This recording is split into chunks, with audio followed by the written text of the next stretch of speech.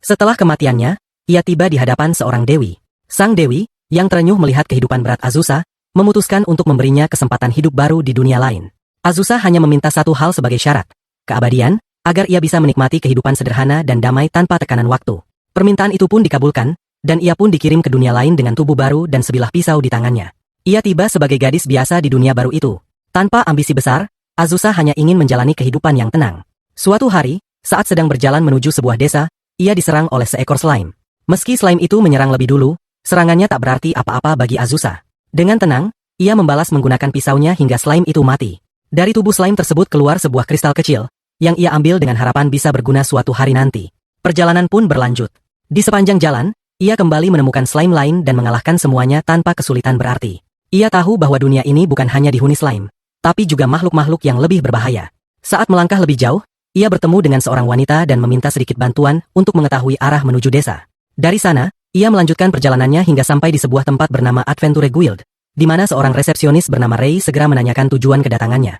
Tanpa ragu, ia menyampaikan bahwa ia ingin menukarkan kristalnya.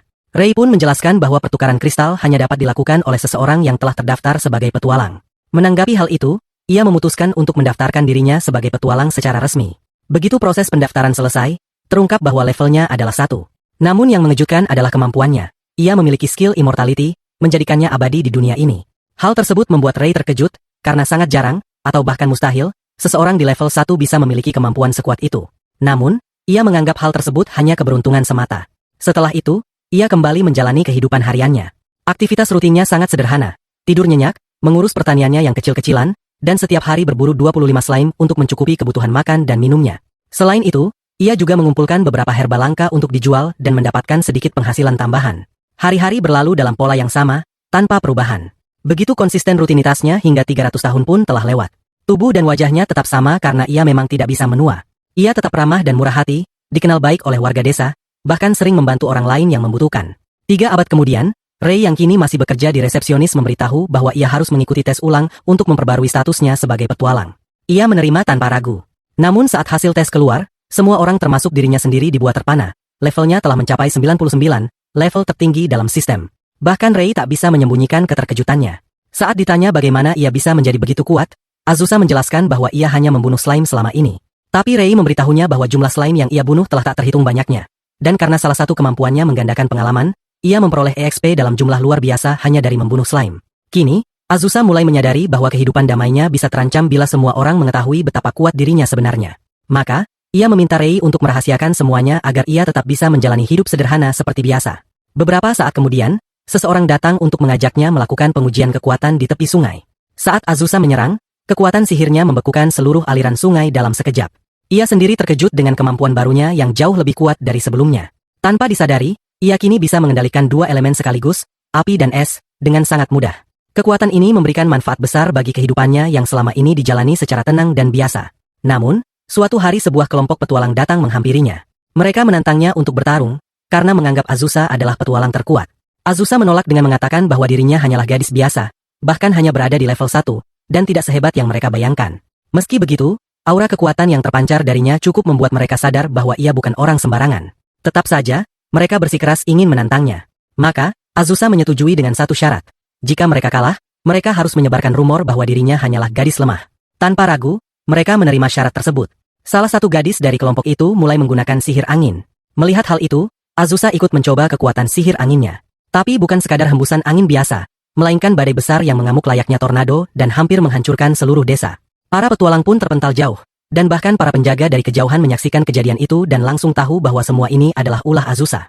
Keesokan harinya, Azusa datang ke markas petualang dan menegur seorang anggota di sana, mempertanyakan kenapa ia menyebarkan rumor bahwa dirinya telah melanggar janji. Padahal, Azusa sama sekali tidak melakukan hal yang dituduhkan.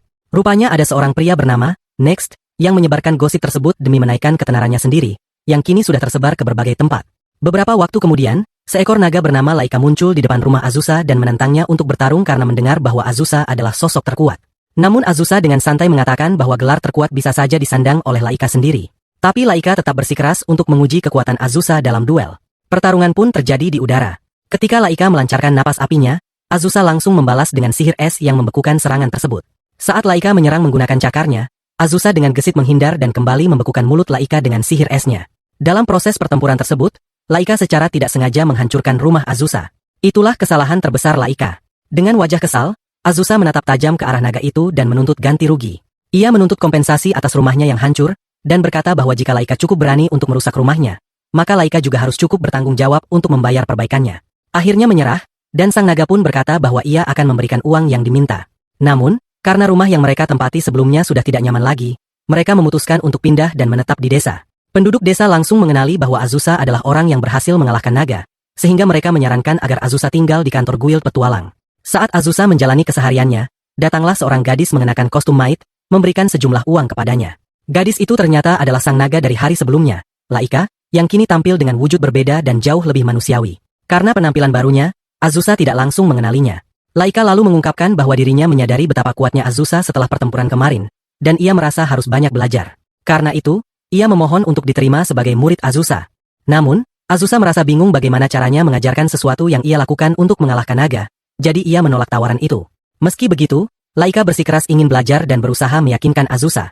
Azusa sempat berkata bahwa rumahnya terlalu kecil untuk tinggal bersama, namun Laika berjanji akan memperluasnya. Akhirnya, mereka pindah ke rumah baru yang jauh lebih besar, 2 lantai dan sangat nyaman. Melihat rumah itu, Azusa merasa bahagia dan memuji Laika karena telah bekerja dengan baik.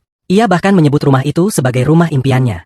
Keduanya pun mulai menjalani hidup baru bersama dengan damai. Azusa merasa inilah kehidupan normal yang selalu ia impikan. Beberapa waktu kemudian, mereka pergi berburu bersama. Dalam perburuan itu, Azusa dengan mudah mengalahkan monster-monster slime, membuat Laika terkejut. Ia menyadari bahwa kekuatan sebesar itu pasti hasil dari latihan bertahun-tahun. Azusa lalu menyarankan agar Laika tidak terburu-buru, dan lebih menikmati proses serta memberi waktu untuk berkembang secara perlahan. Namun, di tengah momen tenang mereka, tampak seorang wanita misterius yang sedang mengawasi mereka dari kejauhan dengan ekspresi marah. Sebelum pergi, wanita itu memperingatkan dalam hati bahwa lain kali, ia tidak akan membiarkan Azusa lolos begitu saja. Kemudian, mereka kembali ke rumah. Di sana, Laika mencoba menyiapkan makanan, tetapi ia membuatnya dalam jumlah yang berlebihan karena belum tahu seberapa banyak porsi yang dibutuhkan. Meski begitu, Azusa tetap memujinya dan mengatakan bahwa masakannya sangat enak. Ia bahkan menyarankan agar Laika terus memasak seperti itu. Azusa menyatakan bahwa ia bersedia memasak setiap hari dan akan memberikan yang terbaik dari dirinya. Namun, Laika menolak gagasan itu dan menyarankan agar mereka bergantian dalam tugas memasak agar adil. Ia kemudian membahas kekhawatirannya bahwa desa mereka berpotensi diserang oleh banyak monster di masa mendatang, dan mereka tidak bisa terus-menerus berjaga untuk melindunginya. Azusa pun bertanya apa langkah yang sebaiknya mereka ambil, dan Laika mengusulkan untuk membuat penghalang pelindung agar desa tetap aman tanpa perlu pengawasan terus-menerus. Mereka pun bekerja sama di sebuah tebing untuk menciptakan lingkaran sihir. Laika membantu menggambarnya sementara Azusa yang mengaktifkan sihir tersebut, hingga terciptalah sebuah penghalang pelindung. Tak lama kemudian, seorang pencuri mencoba menerobos, namun ia langsung membeku begitu menyentuh penghalang itu. Peristiwa ini segera diberitahukan kepada kepala desa, yang kemudian menyampaikan informasi tersebut kepada seluruh warga. Para penduduk merasa sangat senang dan mulai memuji Azusa atas jasanya. Namun Azusa tidak menginginkan perhatian berlebihan itu, dan ia dengan tulus mengarahkan semua pujian kepada Laika karena itu memang idenya.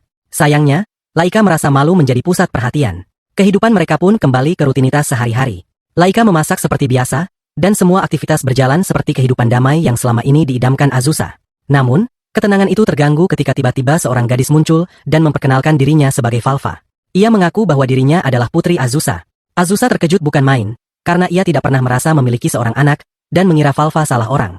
Tapi gadis itu tetap yakin dan mengatakan bahwa ia datang setelah melakukan banyak penelitian tentang Azusa. Ia juga menyebut bahwa saudari perempuannya bernama Shalsa sangat membenci Azusa dan bahkan berencana membunuhnya.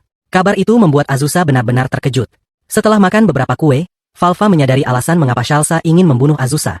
Ia menjelaskan bahwa Shalsa membencinya karena Azusa telah membantai terlalu banyak slime selama 300 tahun terakhir. Jumlah yang dibunuh sudah terlalu banyak, sehingga Shalsa merasa perlu membalas dendam. Untuk itu, Shalsa menciptakan sihir baru yang disebut Heizo Magic, yang dirancang khusus untuk membunuh Azusa. Meski begitu, sihir tersebut sangat rumit dan membutuhkan waktu puluhan tahun untuk bisa dikuasai dengan sempurna. Dia benar-benar terkejut saat mengetahui bahwa dirinya bisa melakukan serangan sehebat itu. Padahal, selama ini ia sudah begitu lama berlatih sihir tersebut. Dengan rasa penasaran, dia bertanya kepada mereka, berapa sebenarnya usia kalian? Salah satu dari mereka pun menjawab bahwa usianya sudah mencapai 50 tahun. Saat itulah dia mulai menyadari bahwa para gadis ini bukanlah manusia biasa. Dia juga sempat bertanya tentang jenis sihir yang mereka gunakan, apakah itu yang disebut Age Magic. Namun tiba-tiba, tanah mulai bergetar hebat. Mereka semua terkejut, bertanya-tanya ada apa di luar sana. Saat keluar untuk memeriksa, mereka melihat sosok yang tidak asing, Shalsa telah muncul. Saat mencoba berbicara dengannya, Shalsa justru menolak untuk mendengarkan. Dengan sorot mata penuh dendam, Dia menyatakan bahwa tujuannya datang ke tempat itu adalah untuk menghabisi Azusa. Semua orang yang mendengarnya dibuat kaget, karena Azusa tak pernah melakukan apapun terhadap Shalsa. Shalsa lalu mengungkapkan bahwa alasan kebenciannya karena ibunya membunuh sekumpulan slime yang merupakan hasil ciptaan dari jiwanya sendiri.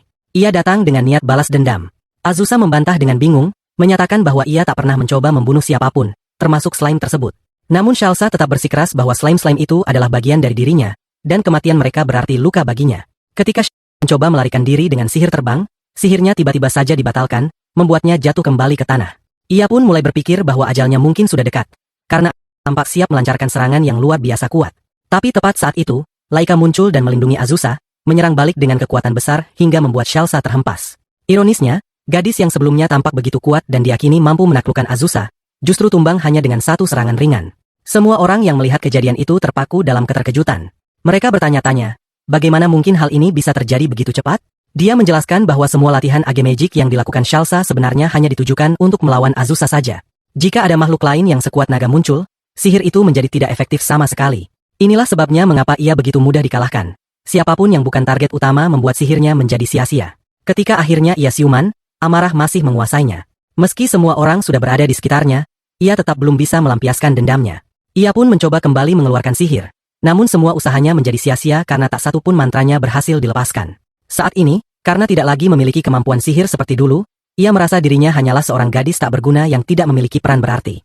Namun, Azusa menenangkannya dan mengatakan bahwa hidupnya masih panjang dan penuh kemungkinan. Oleh karena itu, ia harus menetapkan tujuan baru, membangun kekuatannya sendiri, dan menjalani hidup sesuai dengan keinginannya. Mendengar kata-kata itu membuatnya terkejut dan terdiam. Tak lama kemudian, Shalsa menjelaskan bahwa ketika ia tidak sadarkan diri, semua merawatnya dengan penuh kasih layaknya seorang ibu kepada anak perempuannya. Hal ini membuatnya kembali terkejut karena ia tidak pernah membayangkan diperlakukan seperti putri sendiri. Meskipun begitu, ia tetap belum bisa memaafkan Azusa atas semua yang terjadi, terutama karena begitu banyak slime yang telah dibinasakan.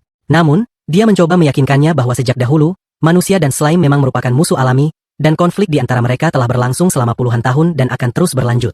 Karena itu, ia perlu melepaskan kebencian tersebut. Akhirnya, ia mulai menerima kenyataan itu. Namun, Azusa menegaskan kembali bahwa ia tetap menganggapnya sebagai anak, dan tak akan membiarkannya pergi begitu saja. Maka ia pun mengusulkan agar ia tinggal bersama mereka di rumah itu. Usulan tersebut diterima dengan hangat, bahkan Azusa segera menunjukkan kamar yang bisa ia tempati. Semua orang tampak bahagia dengan keputusan tersebut, dan ia pun memilih untuk menetap di sana. Laika lalu mengusulkan untuk mengadakan pesta sebagai bentuk penyambutan atas kehadirannya. Semua menyambut ide itu dengan antusias dan mereka pun bersiap pergi untuk merayakannya. Dalam perjalanan menuju lokasi pesta, mereka mulai bercakap-cakap tentang kehidupannya selama ini. Ia mengungkapkan bahwa selama ini ia dan kelompoknya yang merupakan slime hitam bertarung melawan makhluk transparan, menghancurkan mereka sepenuhnya. Akhirnya, mereka tiba di sebuah restoran tempat mereka menikmati hidangan bersama. Ia terlihat sangat bahagia, apalagi karena kini ia memiliki dua teman baru dan mulai merasakan kehidupan damai yang selama ini hanya ia impikan. Di momen berikutnya, tampak dua saudari itu sedang duduk bersama membaca buku tentang kerajaan elf, sebuah wilayah yang berkaitan dengan kaum elf, yang sebelumnya belum pernah mereka pelajari. Tiba-tiba, terdengar ketukan di pintu. Ketika pintu dibuka, ia terkejut melihat siapa yang datang. Di hadapannya berdiri seorang gadis muda bernama Haruka, yang langsung memohon bantuan darinya. Karena ada seorang iblis yang ingin menghabisinya, ia memohon perlindungan. Namun, wanita itu dengan tegas menolaknya. Katanya, rumah itu tidak dihuni siapapun dan ia juga tidak tertarik melawan iblis. Tapi permohonan untuk masuk terus dilontarkan, meskipun berkali-kali ditolak. Setelah perdebatan panjang yang cukup melelahkan, akhirnya perempuan itu tetap tidak mengizinkannya masuk. Kemudian mereka pun duduk bersama, dan gadis itu memperkenalkan dirinya. Ia berasal dari sebuah desa kecil kaum elf, di mana ia bekerja sebagai pembuat obat-obatan. Di desa itu, ia bahkan telah mendirikan sebuah pabrik kecil yang memproduksi ramuan khusus. Obat yang diproduksi tersebut cukup populer karena mirip dengan minuman energi, dan mendapat banyak perhatian dari masyarakat. Namun, ramuan itu ternyata bersifat sangat beracun bagi kaum iblis. Banyak dari mereka yang meninggal setelah mengkonsumsinya, sehingga kaum iblis pun berniat membalas dendam. Karena alasan itulah ia sedang diburu dan kini meminta bantuan. Azusa, setelah mendengar semua itu, berkata bahwa jika ia memang ingin tinggal di sana, maka ia boleh saja. Namun, ia menegaskan bahwa ia tidak akan terlibat dalam pertarungan apapun, terutama melawan iblis, karena bertarung bukanlah bagian dari hidupnya. Akhirnya gadis itu pun menetap di sana. Tidak butuh waktu lama, ia menciptakan penghalang pelindung di sekitar rumah agar tempat tinggal mereka lebih aman. Hari-hari pun berlalu dengan tenang. Ketika sedang menikmati makan malam bersama, kebaikan Azusa yang tulus membuat Haruka benar-benar terkejut. Ia merasa takjub bahwa seseorang yang baru dikenalnya bisa menunjukkan kebaikan sebesar itu. Sementara itu, kedua saudari, Falva dan Selsha, mencoba menenangkan suasana hati Haruka yang masih belum stabil. Keesokan harinya, mereka pergi keluar untuk mengumpulkan beberapa tanaman herbal. Saat sedang mencari, mereka mendapati Haruka yang begitu fokus hanya pada jamur-jamur tertentu. Ketika ditanya, ia menjelaskan bahwa setiap jenis jamur memiliki khasiatnya masing-masing. Mereka pun mengolah beberapa jamur dan menyantapnya bersama. Namun, tiba-tiba Haruka tertawa keras tanpa henti. Ia mengatakan bahwa kemungkinan ia telah memakan jamur beracun yang memberi efek samping tawa berlebihan. Azusa dengan sigap segera membantunya agar efeknya mereda. Dan setelah tertawa cukup lama, akhirnya Haruka bisa berhenti. Ia pun meminta maaf karena secara tak sengaja menyajikan jamur beracun. Sebagai bentuk tanggung jawab, ia menawarkan tempat tidurnya sendiri untuk Haruka sebagai bentuk kompensasi. Dia berencana memasak sesuatu yang baru dan lezat. Namun para warga desa justru tertawa terbahak-bahak melihat jamur yang ia bawa. Keesokan harinya, dia mulai melatih seseorang dalam perburuan slime, dan saat itu Haruka sedang berusaha keras. Meskipun berkali-kali menyerang, ia baru berhasil mengalahkan satu slime setelah usaha yang luar biasa. Karena itu, meski merasa malu, ia tetap dipuji atas kerja kerasnya. Kemudian saat mereka pergi ke desa, perhatian semua orang langsung tertuju pada Haruka. Daya tariknya, terutama karena dadanya yang besar, membuat banyak orang meliriknya, yang akhirnya membuat Azusa merasa sedikit iri. Namun, dengan penuh percaya diri, ia tetap melangkah maju. Mereka lalu menuju sebuah toko untuk berbelanja, dan di sana terlihat sebuah poster terpajang. Dalam poster itu tertulis bahwa kepala Haruka dihargai 15 juta. Hal itu membuat Azusa sadar bahwa informasi ini tidak akan lama lagi sampai ke tangan Beelzebub. Karena itu, demi keamanan Haruka, Azusa meminta Laika untuk membawanya ke tempat yang aman. Laika menyatakan kesiapannya untuk melindungi dan bertarung demi keselamatan temannya. Namun Valva tiba-tiba muncul dan memperingatkan bahwa terlibat dalam pertempuran ini bisa sangat berbahaya dan mungkin membawa banyak kesulitan. Setelah itu, mereka kembali ke tempat tinggal Azusa. Di sana, terlihat sedang meminum ramuan yang dibuatnya sendiri. Ia sempat bertanya-tanya apakah Healthchar juga meminum ramuan tersebut, karena efeknya sangat baik sebagai penambah energi. Kemudian mereka membahas Demon Lord Beelzebub yang kabarnya akan segera datang. Diketahui bahwa Demon Lord ini merupakan tipe lalat. Tiba-tiba, seekor lalat kecil muncul dan dalam sekejap berubah menjadi wujud demon. Sosok itu mengaku telah lama mencari Haruka dan akhirnya mengetahui bahwa dia bersembunyi di dekat Azusa. Ia pun menawarkan kesepakatan, jika Haruka mau ikut dengannya dan menjadi pelayannya, maka dia akan melepaskan hidupnya. Namun sebelum Haruka bisa menjawab, Azusa segera menyela dan menegaskan bahwa Haruka tidak akan menerima syarat apapun tanpa izinnya. Karena penolakan itu, sang demon menantangnya untuk bertarung. Dalam sekejap, dia berubah ke dalam bentuk aslinya, wujud demon yang sangat kuat. Dengan penuh percaya diri, ia menyatakan akan menunjukkan kekuatan sejatinya. Tiba-tiba, sebuah penghalang sihir aktif dan memicu kejutan kuat yang langsung membuatnya tumbang. Meskipun keinginannya untuk terus bertarung masih membara, tubuhnya sudah tak mampu bergerak dan akhirnya ia pun jatuh tak sadarkan diri. Dalam 2 kali serangan saja, semuanya selesai. Tak lama setelah itu, ia dibawa masuk ke dalam ruangan. Di sana, Azusa telah bersiap untuk memberikan penyembuhan. Namun, Haruka sempat mengingatkan bahwa gadis itu adalah musuh mereka. Meski begitu, Azusa menegaskan bahwa ia hanya melakukan hal yang menurutnya benar tanpa peduli status siapapun. Ketika kesadarannya perlahan kembali, Beelzebub pun menyadari bahwa Azusa sebenarnya bukanlah lawan. Rasa bersalah muncul dalam dirinya hingga ia pun meminta maaf. Ia juga penasaran dengan minuman yang sempat dibicarakan sebelumnya. Azusa menjelaskan bahwa minuman itu sebenarnya tidak berbahaya bagi para iblis, bahkan kini mulai populer di kalangan mereka. Bahkan Demon Lord sendiri mulai menyukainya. Karena itulah, Beelzebub ingin terus memproduksi lebih banyak varian minuman tersebut dan mungkin alasan sebenarnya ia ingin membawa Azusa adalah untuk tujuan itu. Azusa menerima permintaan maafnya dengan tulus, dan Haruka pun memutuskan untuk tetap tinggal bersama Azusa. Ia bahkan mempertimbangkan untuk memindahkan perusahaannya, Dreamkey, ke desa tersebut. Dengan begitu, ia bisa dengan mudah menjual produknya kepada manusia. Terlebih lagi, desa asalnya telah mengusirnya karena statusnya sebagai iblis, dan ini memberinya kesempatan memulai kembali. Yusa menyambut baik keputusan itu. Ia menyarankan agar Haruka melakukan apa yang menurutnya terbaik. Mereka semua siap mendukungnya. Desa ini juga memiliki lahan luas di mana ia bisa membangun pabrik barunya. Mereka pun sepakat untuk berbagi tugas, memasak secara bergantian, dan menjalani kehidupan yang damai sesuai keinginan mereka. Sementara itu, kedua saudari, Valva dan Shalsa, menunjukkan ketertarikan besar terhadap Beelzebub sang iblis. Karena merasa mereka begitu menggemaskan, Beelzebub bahkan ingin mengadopsi salah satu dari mereka. Namun, Azusa segera menolak niat itu dengan tegas. Dalam suasana santai, Haruka tiba-tiba menggoda Azusa tentang usianya, menanyakan apakah ia memiliki pasangan atau pernah menjalin hubungan. Azusa menjawab bahwa selama ini ia belum pernah berkencan sekalipun. Mendengar itu, Haruka terkejut dan menyarankan agar Azusa mulai mempertimbangkan kehidupan romantisnya. Ketika Azusa balik bertanya tentang usia Haruka, ia menjawab bahwa dirinya telah berusia 200 tahun. Berdasarkan perhitungan astrologi, usia tersebut belum tergolong tua bagi rasnya, bahkan ia masih dianggap muda. Pernyataan itu pun cukup mengejutkan, terutama bagi Valva dan Shalsa yang sejak tadi hanya mendengarkan percakapan dengan wajah penasaran. Ia menyampaikan bahwa dirinya mencintai keduanya dengan tulus. Hal itu membuatnya sangat bahagia karena ia merasa memiliki keluarga yang benar-benar menyayanginya. Sebuah keluarga hangat yang bisa disebut sebagai keluarga bahagia sejati. Saat itu juga, Laika muncul dan menyampaikan bahwa ia harus kembali ke rumahnya untuk sementara waktu. Hal tersebut membuatnya bertanya-tanya. Mengapa Laika harus pulang? Apakah ada sesuatu yang tidak beres? Namun Laika menjelaskan bahwa tidak ada hal buruk, hanya saja pernikahan kakaknya akan segera diadakan, dan ia harus hadir dalam upacara tersebut. Mendengar itu, semua orang menjadi sedih karena ia harus berpisah untuk sementara waktu. Namun, Laika menambahkan bahwa mereka bisa ikut bersamanya jika mau, dan kabar itu membuat semua orang senang. Mereka pun mulai berangkat dengan menunggangi Laika, namun Haruka mengalami kesulitan selama perjalanan, sehingga mereka memutuskan untuk berhenti sejenak dan beristirahat.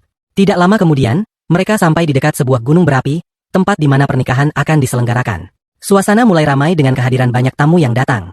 Tiba-tiba, Haruka terpeleset dan jatuh ke dalam sebuah nampan. Para naga yang melihat kejadian itu mengira bahwa ia adalah makanan dan mulai mendekat untuk menyantapnya. Namun, mereka segera menyadari bahwa itu adalah kesalahan dan bukanlah makanan, melainkan hanya kekeliruan semata. Orang tua Laika pun datang, memperkenalkan diri mereka dan menjelaskan bahwa suara mereka cukup keras, sehingga para tamu harus menutupi telinga. Saat ditanya tentang pasangan yang akan menikah, mereka menyebut nama Leela dan Gurum.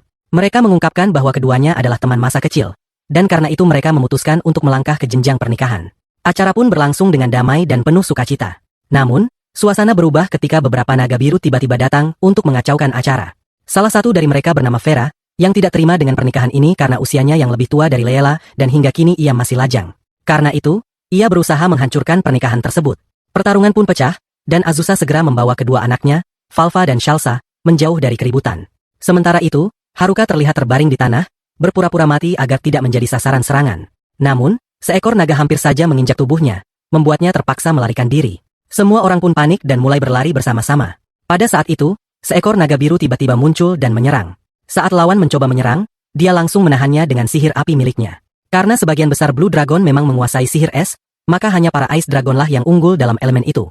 Sementara itu, mereka sudah muncul di medan pertempuran dan bersiap menghadapi pasukan yang datang. Di sisi lain, tampak begitu banyak naga saling bertempur sengit. Azusa berpikir bahwa tidak tepat jika ia ikut campur dalam pertarungan tersebut. Namun secara tiba-tiba, salah satu Blue Dragon menyerangnya, membuatnya maju dengan penuh tekad demi melindungi keluarganya. Ia meminta Haruka untuk menjaga semua orang agar tetap aman. Dengan cepat, ia melesat ke udara dan melemparkan banyak bola api yang menarik perhatian para naga. Tanpa senjata, hanya dengan tendangan dan pukulan saja, ia menjatuhkan mereka satu persatu. Sihir apinya pun terlihat sangat mematikan, membuat hampir semua naga yang melihatnya terkejut. Mereka tak habis pikir bagaimana mungkin seorang manusia bisa memiliki kekuatan sebesar itu. Di tengah pertempuran, Vera muncul dengan penuh kebingungan. Ia mempertanyakan bagaimana bisa seorang manusia mengalahkan para naga hanya dengan kekuatan fisik seperti tangan dan kaki. Tapi Azusa hanya menanggapi dengan yakin bahwa ia mampu melakukannya. Saat Vera hendak melancarkan serangan dengan matanya, Azusa langsung bisa membaca gerakannya. Ia tahu Vera hanya memiliki satu jurus utama yang selalu diulang, dan Azusa segera membalas dengan serangan api yang memusnahkan semuanya. Para Blue Dragon yang tersisa pun melarikan diri karena ketakutan. Tak lama, Laika datang dan membawa Azusa terbang ke udara. Para naga lainnya bersorak memberi semangat, kagum atas kekuatan yang dimilikinya. Namun Azusa hanya berkata agar mereka tak terlalu lega dulu, karena masih ada musuh lain yang akan segera datang dan mereka harus bersiap untuk pertempuran berikutnya. Setelah itu, mereka terlihat berjalan-jalan di pasar. Laika menyampaikan keinginannya agar pernikahan kakaknya nanti bisa berlangsung damai tanpa ada kekacauan. Tetapi di sudut lain, mereka menemukan sekelompok naga yang terperangkap dalam sebuah penghalang sihir. Ternyata Beelzebub muncul dan menjelaskan bahwa naga-naga itu hanya datang untuk menikmati musim semi di sana. Namun karena dianggap mengganggu, ia menjebak mereka dalam penghalang tersebut. Tak lama kemudian, dia datang dengan tatapan tak percaya, mempertanyakan apakah benar Beelzebub mampu mengalahkan 5 naga sekaligus. Beelzebub hanya menjawab dengan percaya diri bahwa dirinya adalah iblis level tinggi, jadi hal seperti itu bukan masalah baginya. Ia lalu menantang balik, bertanya apakah dia juga mampu mengalahkannya. Ia memeluknya erat, karena memang tak ada niat sedikit pun untuk bertarung dengannya. Lalu adegan berpindah saat Vera berubah ke wujud manusianya dan memaksa Laika untuk menandatangani kontrak, yang berisi perjanjian untuk mengganti seluruh kerugian yang telah ditimbulkan. Jika ia menyetujuinya, maka Vera berjanji akan membiarkannya pergi dari tempat itu.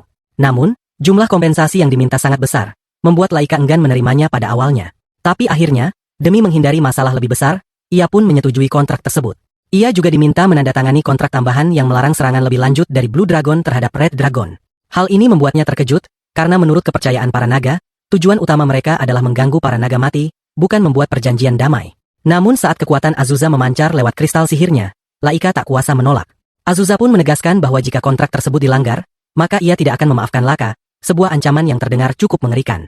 Kemudian para naga yang telah mengambil wujud manusia mulai menikmati suasana pesta yang digelar. Mereka juga memberikan ucapan selamat kepada pasangan yang baru saja mengikat hubungan. Leela sempat melontarkan candaan ringan kepada Farah, menyindir bahwa ia mungkin akan tetap melajang selamanya, yang membuat suasana semakin ramai oleh tawa. Di tengah suasana santai, Laika mendekati Azusa dan bertanya dengan malu-malu apakah ia boleh berbaring di pangkuannya untuk tidur sejenak. Karena saat gugup, ia biasanya melakukan hal itu kepada kakaknya. Azusa pun menerimanya dengan senang hati. Sementara itu, Haruka terlalu banyak minum hingga akhirnya tumbang tak sadarkan diri. Saat Belzebub datang untuk menolongnya, ia meminta agar tidak melakukan hal-hal yang aneh. Kemudian mereka semua pergi bersama menuju pemandian air panas untuk menikmati waktu santai. Melihat semua orang terlihat bahagia, Azusa mengungkapkan bahwa kini ia merasa seperti memiliki dua anak dan menganggap Belzebub serta Laika layaknya adik perempuan sendiri. Sedangkan Haruka, menurutnya, adalah sumber kekacauan yang tak pernah jauh dari tawa. Selanjutnya, mereka tampak berkumpul bersama saat Haruka mengeluh soal makanan dan mulai bertukar bekal dengan orang lain, seolah memberi isyarat bahwa ia akan pergi dari sana. Semua orang terkejut dan merasa sedih mendengarnya. Namun setelah beberapa saat, mereka mencoba bersikap ceria dan mengucapkan perpisahan yang baik. Tapi Haruka buru-buru menjelaskan bahwa ia tidak benar-benar akan pergi, melainkan hanya mencari tempat baru untuk pabriknya. Mendengar hal itu, semua orang pun merasa lega dan kembali tersenyum. Semua orang berharap bahwa dia tidak benar-benar pergi meninggalkan mereka. Hari pun berlalu dengan cepat, dan saat matahari mulai tenggelam, dia kembali dengan sikap yang tampak jauh lebih tenang dan terbiasa. Orang-orang heran dan bertanya-tanya, apa yang sebenarnya terjadi hingga dia terlihat begitu lelah. Dia hanya menjawab dengan santai bahwa segalanya akan baik-baik saja setelah dia minum sesuatu. Namun, Azusa tetap mengingatkannya agar kembali sebelum malam sepenuhnya tiba.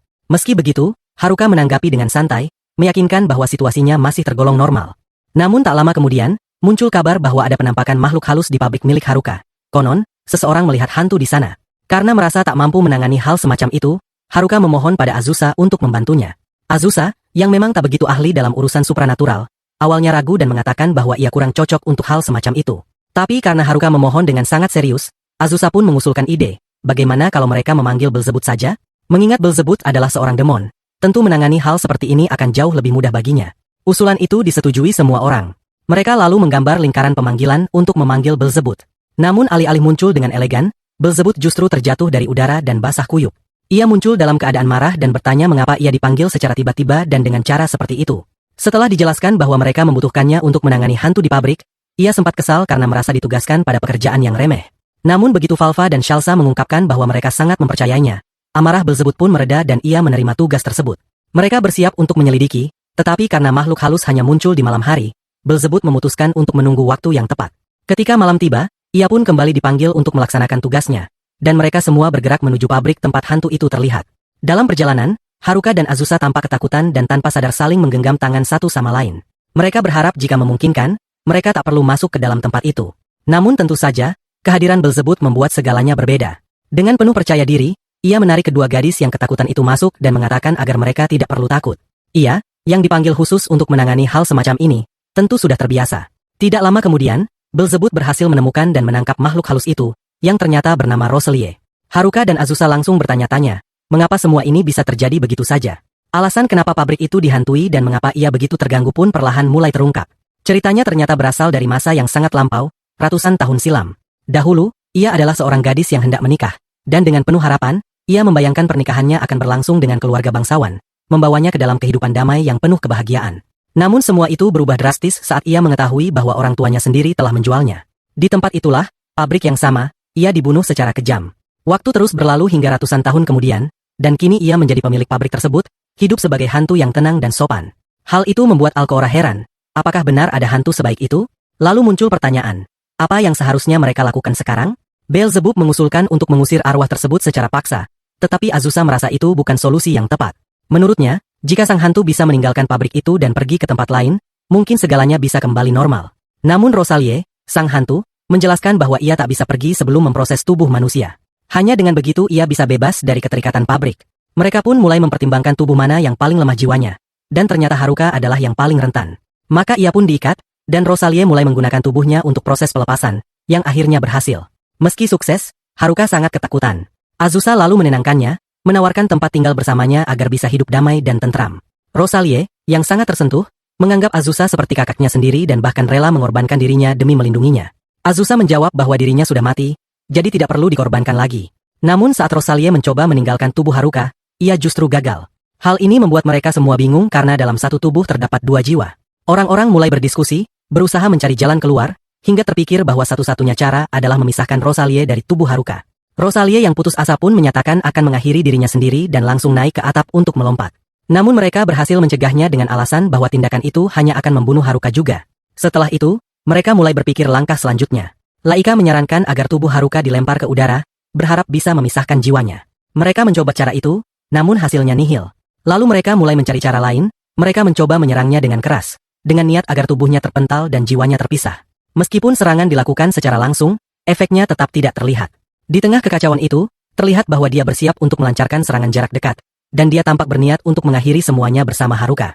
Namun, Azusa dengan cepat menghentikan Beelzebub sebelum aksi itu terjadi.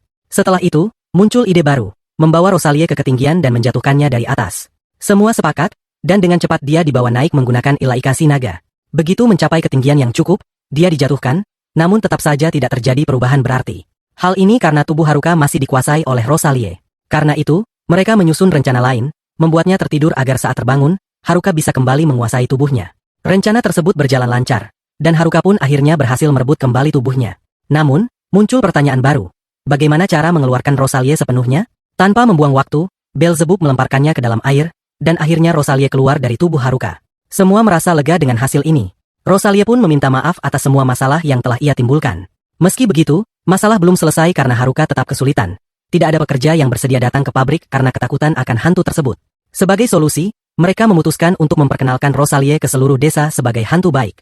Ia mulai membantu banyak pekerjaan penting, dan perlahan-lahan, masyarakat mulai menyukainya, bahkan menganggapnya sebagai pelindung. Kini, Rosalie memiliki tempat tinggal, teman, dan lingkungan yang bisa ia sebut rumah.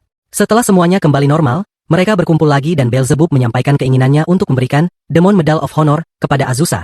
Penghargaan yang sangat berharga di kalangan para demon, khusus diberikan kepada mereka yang dianggap sebagai sahabat sejati. Terlebih lagi, Azusa telah berhasil menghentikan perang besar antara Blue Dragon dan Red Dragon. Semua yang mendengar kabar ini terkejut, namun Azusa tetap tenang dan menyampaikan bahwa upacara penghargaan akan dilangsungkan beberapa hari lagi, dan ia sendiri akan menjemput mereka nanti. Ketika ditanya di mana acara tersebut akan diadakan, jawabannya mengejutkan semua orang. Upacara itu akan berlangsung di Demon Palace, tepat di tengah wilayah kekuasaan para demon. Mendengar hal itu, semua orang pun terdiam dalam keterkejutan. Nama para iblis saja sudah cukup untuk membuat orang-orang merasa takut.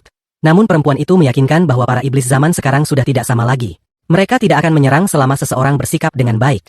Ia pun memberitahu bahwa dirinya akan datang lagi beberapa hari ke depan untuk menjemput mereka ketika upacara besar digelar, dan meminta semua orang bersiap-siap.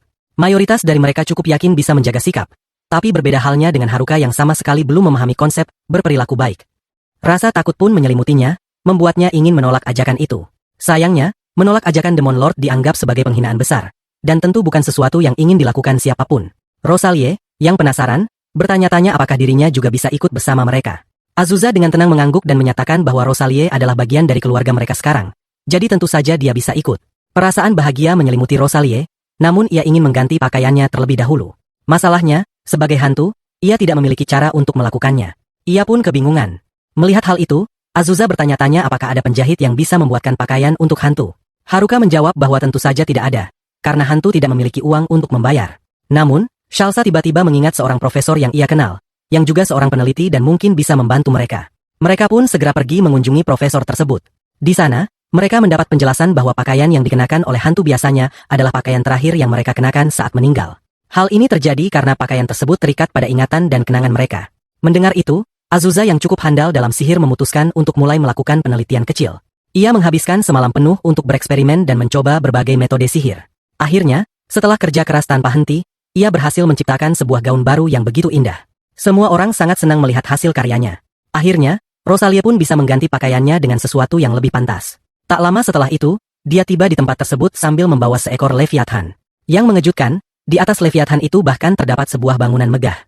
Saat malam tiba, mereka dibawa masuk ke ruang tamu-tamu dan ditunjukkan berbagai fasilitas, termasuk sebuah kamar mandi yang membuat semua orang kagum.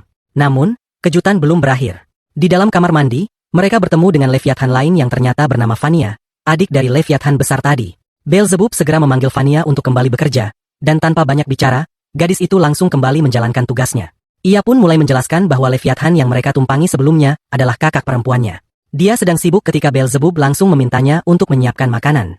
Tidak lama kemudian, makanan telah tersaji, dan semua orang tampak menikmati hidangan yang disiapkan dengan senang hati.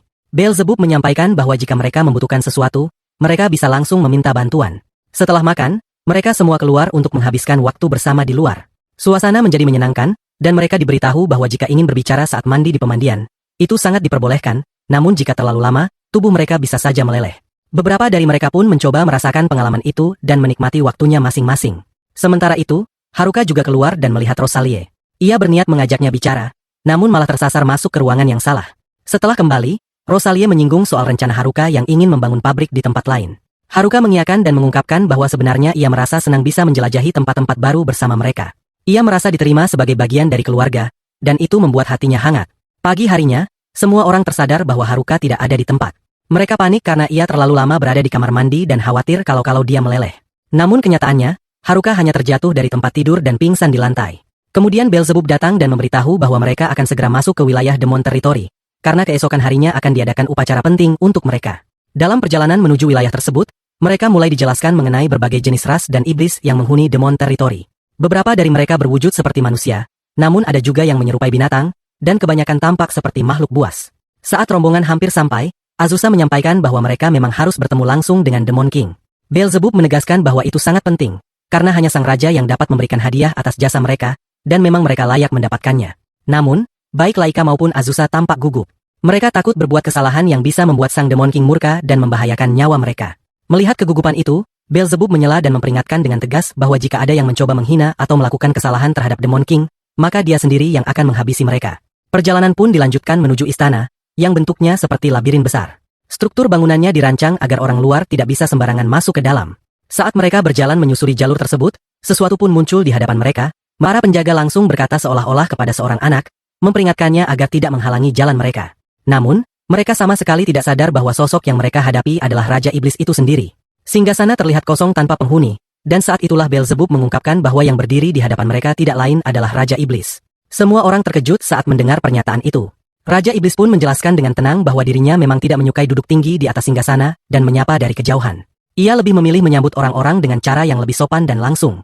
Mendengar itu, Haruka buru-buru menyampaikan permintaan maaf atas apa yang telah dikatakannya sebelumnya. Namun, saat ia hendak berdiri, Raja Iblis langsung menjatuhkannya dengan satu serangan yang membuatnya tak sadarkan diri.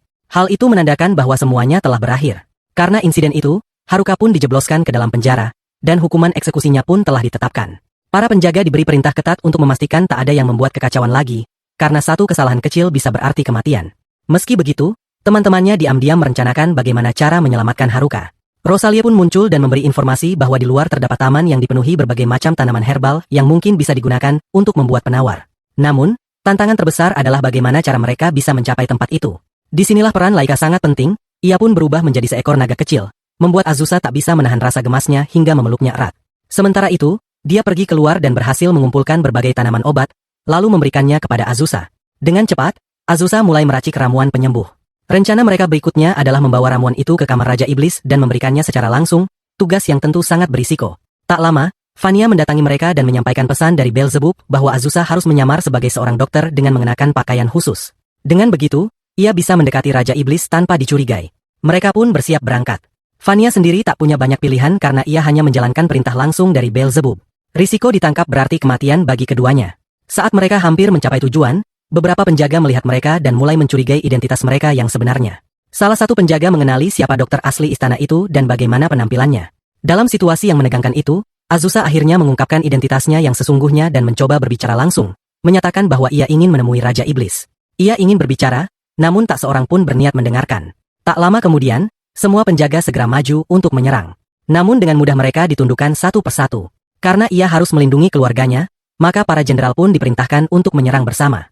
Mereka menggunakan sihir es dalam satu serangan serempak. Tetapi semua itu tidak berarti apa-apa di hadapannya. Dengan satu serangan saja, ia berhasil menjatuhkan semuanya. Setelah itu, ia menoleh ke Fania dan bertanya-tanya dalam hati apakah tindakannya barusan terlalu berlebihan. Namun, Bills hanya menanggapi bahwa kalau ia ingin menghancurkan seluruh kota pun, hal itu sangat mungkin dilakukannya. Ia mengangguk, karena memang dirinya pun sadar akan hal itu. Mereka pun segera melanjutkan perjalanan menuju ruang pribadi Raja Iblis, yang saat itu masih dalam keadaan tidak sadarkan diri.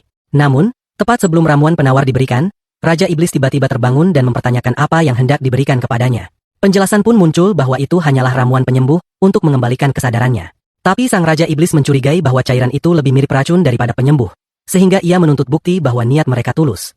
Ia lalu menantang, jika benar itu hanya ramuan penyembuh, maka lawanlah aku dalam pertarungan. Jika kau menang, berarti kau jujur. Tapi jika kau kalah, maka itu bukti bahwa kau memang berniat meracuniku dan aku akan membunuhmu. Pertanyaan pun muncul dalam benaknya. Bagaimana bisa logika seperti itu masuk akal? Namun, tanpa banyak pertimbangan, ia menerima tantangan tersebut. Di sisi lain, Pakora yang menyaksikan dari dekat memperlihatkan ekspresi serius terhadap Azusa, karena pertarungan ini bukan sekadar formalitas, melainkan taruhannya adalah nyawa mereka. Tanpa aba-aba, serangan cepat pun diluncurkan terlebih dahulu olehnya. Tapi Azusa dengan sigap menghindar dan tetap selamat dari serangan itu. Hal ini membuat lawannya terkejut. Setiap serangan berikutnya diluncurkan dengan kecepatan tinggi, namun Azusa terus menghindar dengan tenang dan bahkan tetap menjaga ekspresinya agar terlihat sangat tenang dan percaya diri. Dia tampak benar-benar tenang, seolah semua yang terjadi tak memberi pengaruh sedikit pun padanya. Reaksi tak terduga itu membuat lawannya terkejut. Bagaimana mungkin seseorang tetap santai setelah menerima serangan sekuat itu? Dalam hati, lawannya bertanya-tanya apakah dia benar-benar serius. Ini bukan pertarungan biasa, ini adalah duel sungguhan. Namun, dia menjawab dalam benaknya bahwa demi melindungi keluarganya, dia bersedia melakukan apa saja. Dengan keyakinan penuh, dia maju dan melepaskan sebuah pukulan keras. Pukulan itu mencoba diblok oleh Pakora, namun dampaknya begitu kuat hingga tubuh Pakora terpental jauh. Pedangnya terlepas dari genggaman, dan ia membentur tembok dengan keras. Meskipun begitu, Pakora tidak menyerah. Dia berdiri kembali, siap melanjutkan pertarungan. Namun, Azusa menasihatinya untuk mengakui kekalahan, karena pedang miliknya telah hancur berkeping-keping. Ketika Pakora memeriksa kembali pedangnya, ia hanya menemukan serpihan kecil yang berserakan. Tiba-tiba suasana berubah. Pakora mulai memanggil Azusa sebagai kakak besar dan mengakui bahwa semua ini hanyalah ujian. Ia sebenarnya tengah mencari seseorang yang kekuatannya melampaui dirinya, seseorang yang bisa ia kagumi dan anggap sebagai kakaknya. Setelah mengakui Azusa sebagai kakaknya, ia lalu bertanya apakah Azusa bersedia mencium pipinya. Ia mengaku bahwa dalam banyak manga yang ia baca, kakak perempuan biasanya mencium adik mereka di pipi. Azusa mengangguk setuju, dan saat ia hendak mencium pipi Pakora, tiba-tiba rombongan orang datang. Mereka salah paham dan mengira bahwa Pakora dan Azusa adalah pasangan, hingga membuat suasana menjadi tegang. Pakora pun memperingatkan mereka untuk tidak mengganggu momen itu, karena jika tidak, ia tak segan-segan membunuh mereka semua. Di tengah ketegangan itu, Falfa muncul dan mengeluh karena sebagai putrinya sendiri, Azusa belum pernah mencium pipinya. Mendengar hal itu, Azusa pun mencium pipi Falfa dan juga Syailsa, menunjukkan kasih sayangnya sebagai seorang ibu. Kemudian, ia juga mencium Pakora, dan memeluk seluruh keluarganya dengan penuh cinta dan perlindungan. Namun tak lama kemudian, Pakora menyebutkan bahwa Azusa harus segera memanggil Fiora, karena ia ingin membuatnya menyerah dan menjadi peliharaannya. Tetapi Azusa menolak keras gagasan itu, dan mengatakan bahwa dia tidak akan memaksa siapapun untuk menyerah. Meskipun sempat bersikeras, Pakora akhirnya setuju, lalu meminta agar setidaknya Farah diserahkan kepadanya untuk dijadikan pendampingnya. Setelah menangkap Horn, kini ia resmi menjadi seorang pelayan. Mereka bersiap untuk kembali, namun Fiora menolak untuk pergi.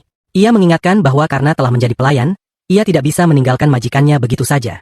Sesuai aturan demologi, seorang pelayan yang meninggalkan tuannya akan dijatuhi hukuman mati. Dalam kebingungan akan langkah selanjutnya, tiba-tiba Vanya muncul dan secara tak sengaja menyiramkan seluruh madu manis ke tubuh Azusa dan Fiora. Di tengah kekacauan itu, Fiora dengan lembut mengungkapkan bahwa ia hanya ingin hidup damai dan tenang. Mendengar hal itu, Laika menyarankan agar Fiora segera pergi. Ia menegaskan bahwa dirinya adalah seekor naga mandiri dan tak ingin membawa dua naga sekaligus bersamanya. Dengan pasrah, Fiora setuju untuk pergi jika memang itu adalah perintah. Namun, sebelum berpisah, ia memohon satu permintaan terakhir, meminta untuk dibelai sekali saja di kepalanya. Permintaan itu dikabulkan. Waktu pun berlalu, hingga suatu pagi yang cerah, Azusa menikmati tehnya. Namun kedamaian itu terusik oleh suara pertengkaran antara Laika dan Fiora yang kini berdebat sengit soal siapa yang membuat kue terbaik. Haruka datang menengahi dan menegaskan bahwa tak seharusnya mereka bertengkar seperti anak kecil. Ia menyarankan agar mereka membiarkan rasa kue yang menentukan mana yang terbaik. Azusa pun datang dan mencicipi kedua kue itu. Setelah mencoba keduanya, ia menyimpulkan bahwa baik Laika maupun Fiora, keduanya memang luar biasa dalam membuat kue. Rasanya benar-benar terbaik. Dia tiba-tiba bertanya, siapakah di antara mereka yang paling disukai? Pertanyaan itu membuatnya terdiam, tak mampu menemukan jawaban ataupun kata-kata yang pantas diucapkan. Saat itu juga, seorang gadis yang bekerja sebagai resepsionis datang dan menyampaikan kabar penting. Ia memberitahu bahwa di hutan tengah terjadi kekacauan besar akibat serangan makhluk buas yang menyebabkan luka serius bagi warga biasa. Karena penduduk tak mampu menanganinya, mereka meminta bantuan. Mendengar hal ini, Haruka pun menyetujui untuk membantu, dan Laika serta Fiora pun bersedia ikut serta. Akhirnya, keduanya dikirim menuju lokasi tersebut. Di sisi lain, Razoli, yang merupakan seorang penyihir pantai, memimpin para penduduk. Namun, ketika mereka semua bergerak bersamanya, mereka justru terjebak di suatu tempat. Fiora pun berusaha keluar, namun cakarnya robek karena terperangkap di sana. Awalnya tampak tak ada siapapun di sekitar. Namun kemudian diketahui bahwa beberapa makhluk berada di sungai. Salah satu dari mereka bahkan mencuri pakaiannya dan mencoba melarikan diri, namun berhasil ditaklukkan. Tak lama kemudian, Azusa datang bersama yang lainnya untuk menyelamatkannya. Mereka memberikan pakaian untuk mengganti yang hilang dan menghabisi semua makhluk liar itu. Setelah keadaan aman, daging dari makhluk-makhluk itu mulai dipersiapkan untuk dijadikan makanan. Di saat yang sama, Beelzebub datang ke lokasi tersebut, awalnya berniat untuk berburu makhluk buas demi memperoleh daging. Namun karena bahan makanan sudah tersedia lebih dulu, ia memutuskan untuk membantu keperluan lain. Malam harinya, Laika dan Fiera sempat berdebat ringan karena keduanya ingin tidur di sampingnya. Akhirnya, mereka semua tidur bersama, karena merasa seperti saudari sendiri, jadi tak ada yang perlu dikhawatirkan. Namun saat malam beranjak larut dan dia terbangun, dia menyadari kedua gadis itu tak ada di tempat. Ternyata mereka sedang memakan sisa daging dari hari sebelumnya yang masih ada di bawah. Keesokan harinya, ia duduk merenung dan berpikir bahwa hari-hari mereka belakangan ini terasa begitu indah dan damai. Namun di kejauhan, terdengar dua makhluk ular sedang mengobrol tentang rumor mengenai sebuah pantai palsu yang belakangan ini mencuat di kota. Pantai tersebut kabarnya membantu banyak orang, seolah ingin menggantikan peran Azusa. Merasa perlu menyelidiki hal ini, ia pun pergi bersama seluruh rekan-rekannya menuju sebuah bar. Di tempat itu, gadis penjaga bar ternyata memperlakukan para pelanggan bukan sebagai tamu, melainkan seperti budak dan hewan peliharaan. Cara itu justru membuatnya semakin terkenal di antara banyak orang. Dan saat itulah mereka semua tiba di tempat tersebut. Ia lalu berkata bahwa dirinya akan menceritakan tentang pantai yang sedang menjadi perbincangan banyak orang. Namun, sebagai gantinya, ia meminta kerjasama agar semuanya berjalan lancar. Setelah menghabiskan sedikit waktu bekerja sama, akhirnya ia memberitahukan di mana lokasi pantai selanjutnya berada. Saat mereka tiba di desa yang dimaksud, mereka bertemu dengan seorang wanita tua. Tanpa menunggu lama, mereka langsung menuduhnya mencoba berpura-pura sebagai seorang penyihir palsu dan bahkan menantangnya secara langsung. Namun, wanita tua tersebut malah berlari ketakutan begitu melihat mereka. Mereka pun segera mengejarnya ke dalam hutan dan berhasil menangkapnya. Disitulah mereka baru menyadari bahwa wanita tua itu sebenarnya adalah seorang gadis muda yang usianya masih sangat belia. Gadis itu ternyata seorang penyihir juga, sama seperti Azusa, dan ia pun langsung meminta maaf kepada Azusa karena tahu betapa kuatnya Azusa sebenarnya. Meskipun begitu, Azusa tidak mempermasalahkan kesalahannya dan mengatakan bahwa ia akan memaafkannya karena tidak ada hal buruk yang benar-benar terjadi. Kemudian, mereka berkunjung ke rumah gadis itu. Di sana mereka melihat banyak barang-barang aneh berserakan di sekeliling rumahnya, membuat suasana terasa sedikit mencurigakan. Azusa lalu menanyakan apakah gadis itu juga membuat ramuan sihir atau obat-obatan ajaib. Gadis itu mengangguk dan menjelaskan bahwa ia meracik pil yang dapat menghilangkan rasa lelah dan menyegarkan tubuh. Mendengar hal itu, Azusa menyarankan agar ia menjual pil tersebut agar lebih terkenal dan bisa mendapatkan uang. Namun, gadis itu menjelaskan bahwa penyihir sejati biasanya tidak menetapkan harga atau menjual barang-barangnya secara terbuka. Azusa pun menyadari bahwa gadis itu sebenarnya ingin menjadi penyihir terkenal dan dikenal banyak orang. Tapi ia tidak punya ketertarikan untuk terlibat dalam urusan bisnis secara langsung. Meski begitu, Azusa menyarankan agar ia tetap menjual pilnya melalui bil agar bisa membantu mewujudkan mimpinya. Gadis itu ternyata memang memiliki keinginan agar suatu hari nanti ia memiliki patung besar di desa, sebagai kenangan bahwa dirinya adalah seorang penyihir jenius yang dikenang semua orang. Akhirnya, Azusa memutuskan untuk menjual pil tersebut agar nama gadis itu semakin dikenal luas. Festival pun tiba, dan gadis itu membuka lapak untuk menjual pil racikannya. Sementara itu, Laika dan Fiera juga ikut membuka stand untuk menjual kue buatan mereka. Di tengah kesibukan festival, Azusa menerima sebuah surat dari Inu yang berisi ucapan terima kasih atas bantuan yang telah diberikan. Berkat bantuannya, bisnis yang dijalankan Inu berkembang pesat dan kini ia mulai dikenal banyak orang. Namun, tak lama setelah itu, datang sosok baru yang tiba-tiba muncul di hadapannya. Kemudian ia menjelaskan bahwa dia telah berubah menjadi seekor slime. Yang datang ke sana awalnya tak mempercayainya. Saat ia naik ke lantai atas, ia mendapati bahwa semua jendela dan pintu terkunci rapat. Di sana, tampak pula seekor slime berwarna biru. Ia sempat merasa aneh dan curiga dengan situasi tersebut. Namun, begitu slime itu melompat dan memeluknya, ia langsung menyadari bahwa itu bukan makhluk biasa, melainkan Valva sendiri. Semua orang pun segera berkumpul untuk mencari tahu apa yang sebenarnya terjadi, dan mereka menyadari bahwa ini adalah masalah serius yang tak bisa dianggap remeh. Dia pun mengungkapkan bahwa karena Valva adalah roh, mungkin saja ia dapat kembali ke wujud manusianya melalui sihir tertentu. Farah pun menyetujui hal itu, meski ia juga menekankan bahwa memecahkan masalah ini dengan sihir bukanlah hal mudah. Akan ada banyak tantangan yang harus mereka lewati. Sebagai solusi, Farah mengusulkan agar mereka meminta bantuan dari Beelzebub, seorang demon yang mungkin bisa menangani masalah ini. Tanpa membuang waktu, ia mulai melakukan ritual pemanggilan. Namun, seperti sebelumnya, ia malah jatuh lagi ke dalam bak mandi yang penuh dengan air dingin. Beelzebub yang muncul pun marah karena merasa dipanggil tanpa alasan jelas. Namun setelah keluar dan mendengar penjelasan dari Azusa mengenai kondisi Valva yang berubah menjadi slime, kemarahannya perlahan mereda. Awalnya ia masih ragu, tetapi saat melihat sendiri slime biru itu, ia pun terkejut dan langsung memeluknya. Ia mengakui bahwa ini memang masalah besar dan untuk mengatasinya mereka butuh bantuan seorang ahli slime. Beelzebub pun meyakinkan mereka agar tak khawatir, karena di dalam istananya ada seseorang yang sangat memahami slime dan mungkin bisa membantu mereka. Mereka pun segera menaiki punggung Laika dan berangkat menuju istana tersebut. Setibanya di sana, mereka mulai mencari keberadaan sang ahli slime. Namun sayangnya, Beach justru lupa lokasi pasti tempat tinggalnya. Saat mereka mencari-cari, Beach tanpa sengaja menemukan sepotong roti tergeletak dan langsung memakannya, yang membuat Azu terkejut karena ia memakan sesuatu yang tak jelas asal-usulnya. Tak lama kemudian, mereka bertemu dengan Pakora dan langsung menanyakan keberadaan ahli slime tersebut. Pakora menjawab bahwa ia baru akan memberitahukan lokasinya jika Azu memberinya ciuman di pipi. Setelah Azu melakukannya dengan terpaksa, Pakora pun memberitahu bahwa tempat yang mereka cari ada di tenda hitam di bagian kanan luar area tersebut. Di sebuah tempat, terdapat seekor slime, namun di dekatnya juga tertulis beberapa peraturan yang cukup jelas. Salah satunya menyatakan bahwa tidak akan ada bantuan diberikan dan seseorang harus terus melangkah maju untuk menemukan jawabannya. Di situ juga terdapat instruksi bagaimana cara bertemu dengan seorang ahli slime di bagian yang lebih jauh. Mereka merasa berterima kasih dan mulai menunjukkan ketertarikan untuk melanjutkan perjalanan. Kemudian, mereka bertemu dengan seorang wanita yang ternyata adalah ahli slime tersebut. Wanita ini memiliki kemampuan unik, di mana ia telah berhasil mengubah tubuh slime-nya menjadi bentuk manusia. Karena itu, ia bisa dengan cepat memahami kondisi Velpie hanya dengan sekali lihat. Setelah memeriksa dengan teliti, ia menjelaskan bahwa posisi tidur Velpie sebelumnya agak keliru, menyebabkan beberapa ototnya terganggu. Akibat dari hal itu, Velpie tanpa sadar kembali ke bentuk slime. Walaupun penyembuhan total tak bisa dilakukan saat itu, namun dengan bantuan sihir sementara, ia masih bisa dipulihkan kembali ke bentuk manusia. Namun untuk penyembuhan permanen, mereka harus menemui slime petarung yang telah berhasil memperoleh bentuk manusianya setelah melalui latihan keras.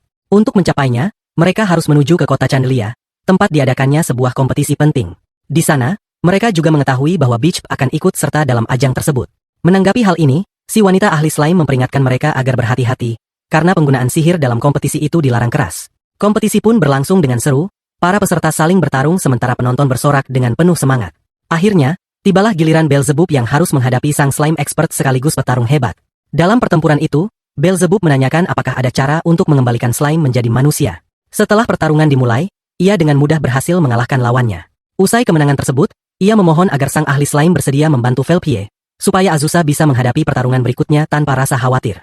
Pertarungan terakhir akhirnya diumumkan, yaitu antara Beelzebub dan Azusa.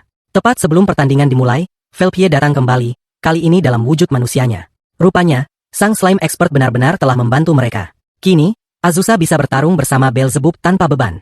Begitu serangan hendak dilancarkan, Beelzebub langsung membuka sayapnya dan terbang tinggi, mengejutkan semua orang yang menyaksikan.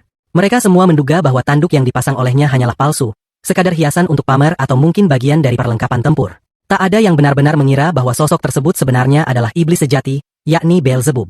Sementara itu, Beelzebub memperhatikan kecepatan Azusa yang luar biasa dan merasa tidak akan mampu menyamainya. Karena itu, dia berencana untuk menyerang salah satu titik lemah Azusa. Namun, terlalu banyak titik yang tampak lemah membuatnya ragu harus mulai dari mana. Saat ia hendak menyerang, Azusa dengan gesit menangkapnya dan berteriak bahwa semua ini adalah bagian dari rencananya sejak awal. Dengan cepat, ia menahan Beelzebub ke tanah dan membuatnya tak berdaya, sambil mempertanyakan bagaimana mungkin Beelzebub melakukan hal seperti itu. Pertarungan pun benar-benar dimulai di antara mereka berdua. Pukulan dan tendangan saling dilayangkan, memperlihatkan intensitas duel yang seimbang. Azusa, sembari bertarung, mengakui bahwa lawannya luar biasa, terlihat dari betapa kerasnya ia berlatih demi kompetisi ini. Ia merasa akhirnya menemukan lawan tanding sepadan yang telah lama dicarinya. Sementara itu, Valva yang menyaksikan pertarungan tersebut dari jauh, terus menyemangati ibunya, Azusa, membuat semangatnya semakin membara. Merasa tertantang sekaligus terhormat, Azusa pun bersiap untuk menyelesaikan duel itu. Saat Beelzebub mencoba melancarkan serangan mendadak, Azusa berhasil menghindar dan membalas dengan satu pukulan keras yang menjatuhkan Beelzebub. Setelah itu, dia segera memeriksa kondisi Beelzebub, menanyakan apakah ada yang terluka. Meski Beelzebub menyatakan dirinya baik-baik saja, Azusa tetap memutuskan untuk menggendongnya. Namun, Beelzebub dengan sedikit tawa mengatakan bahwa karena pertarungan itu, kekuatan Azusa telah terlihat jelas oleh semua orang. Itu berarti kehidupan tenangnya kemungkinan besar akan segera berakhir karena ketenarannya kini tak bisa dihindari. Beberapa saat kemudian, orang-orang datang menghampiri Slime dan mengucapkan terima kasih kepada wanita Slime karena bantuannya. Meskipun tak berkata banyak, ia terlihat menerima ucapan terima kasih itu dengan tenang. Hadiah uang yang seharusnya menjadi miliknya sebagai pemenang ternyata telah hilang. Namun, ia diperbolehkan menyimpannya jika ia berhasil menang. Di sisi lain, ada seseorang yang berharap bisa menjadi murid Azusa, ingin menjadikannya sebagai guru. Namun, keinginannya itu langsung ditolak. Azusa yang merasa dirinya sangat kuat, malah menantang lawannya untuk melakukan duel persahabatan sebagai bentuk uji kemampuan. Begitu keluar untuk melakukan duel, dia langsung disergap oleh tekanan aura milik Azusa. Hanya dengan melihat aura itu, ia bisa merasakan bahwa Azusa telah mengalahkan tak terhitung jumlahnya slime sebelumnya. Ketakutan dan tekanan luar biasa itu membuatnya langsung pingsan di tempat. Ketika akhirnya dia sadar kembali, keinginannya untuk menjadi murid Azusa pun lenyap. Dia memutuskan untuk membatalkan rencananya dan dengan tegas menyatakan bahwa dia tidak ingin lagi menjadi muridnya. Namun, situasi berubah ketika Beelzebub muncul. Dia mendapatkan kesempatan baru ketika Beelzebub diusulkan untuk menjadi guru barunya. Meski awalnya Beelzebub enggan menerimanya, akhirnya ia luluh juga. Dia menyadari bahwa setiap orang pada akhirnya akan memiliki seorang murid dalam hidup mereka, apalagi dengan kemungkinan ancaman slime yang bisa muncul di masa depan. Akhirnya, Beelzebub pun menerima dirinya sebagai murid, dan hubungan guru murid mereka berjalan dengan baik. Dengan semangat baru, dia pun memulai langkah berikutnya dalam hidupnya. Sementara itu, semua orang merasa lega karena masalah yang berhubungan dengan Azusa kini sudah mereda. Ketika dia kembali ke Blazim, kabar tentang seorang musisi baru mulai terdengar. Sosok itu bernama Kuku, dan ia dikenal sebagai seorang musisi berbakat. Mereka pun pergi untuk menonton konser Kuku. Namun, saat pertunjukan berlangsung, sesuatu terasa ganjil. Lagu yang dibawakan Kuku terdengar aneh, nyaris mengganggu, bahkan menggetarkan jiwa mereka. Di tengah-tengah lagu, Kuku tiba-tiba pingsan di atas panggung. Awalnya, banyak yang mengira hal itu hanya bagian dari pertunjukan. Tetapi tidak lama kemudian, semua menyadari bahwa ia benar-benar kehilangan kesadaran. Mereka pun membawanya pulang dan memberinya makanan. Saat Kuku sadar kembali, mereka bertanya apakah dia pingsan karena kelaparan. Dengan jujur, dia mengangguk dan menjelaskan bahwa sebagai musisi, penghasilannya tidak seberapa, bahkan terkadang tidak cukup untuk makan. Karirnya pun tak berjalan mulus. 63 tahun lalu, dia meninggalkan kampung halamannya dengan mimpi menjadi musisi terkenal. Namun, hingga kini, nasib tidak berpihak padanya. Karena itu, dia mulai berpikir untuk menyerah dan mencari pekerjaan lain. Pernyataannya mengejutkan semua orang. Namun, mereka menyemangatinya dan mengatakan bahwa ia bisa tinggal di tempat itu, sambil tetap melanjutkan pekerjaannya sebagai musisi. Mereka mengingatkannya bahwa itu adalah mimpinya, dan jangan menyerah terlalu cepat. Setidaknya, cobalah sedikit lebih lama, karena bisa jadi mimpi yang selama ini ia kejar akhirnya akan terwujud. Hal itu membuatnya sedikit merasa termotivasi. Ia pun berkata bahwa ia akan mencoba menyanyikan sebuah lagu untuk mereka. Namun, saat ia mulai menyanyi, suara yang keluar justru terdengar seperti seseorang yang sedang bertengkar atau menjerit, bukan bernyanyi. Orang-orang yang mendengarnya spontan menutup telinga mereka karena tak tahan mendengarnya. Beberapa menyarankan agar ia mencoba lagu lain saja. Namun ia bersikeras bahwa lagu yang ia bawakan adalah yang terbaik dan enggan mengakui kesalahan atau memperbaikinya. Tak lama kemudian, Fia melangkah maju dan menyanyikan lagu dengan suara lembut dan merdu, yang membuat perbandingan menjadi sangat jelas. Penampilan awal itu pun dianggap gagal total karena ia sama sekali tidak mengerti bagaimana menciptakan lirik yang halus dan menyentuh. Menyadari hal itu, Azusa meminta semua orang untuk membantu, dan akhirnya Laika serta Haruka ikut menyanyikan lagu mereka sendiri, walau hasilnya tetap terdengar tidak memuaskan. Namun, lagu dari Shalsa justru mendapat sambutan baik karena cukup enak didengar. Sementara itu, Rosalie, yang kini menjadi hantu, menyanyikan lagu yang penuh dengan kesedihan dan kisah kematiannya, yang membuat suasana menjadi kelam dan para pendengar merasa lagu itu terlalu suram untuk dinikmati.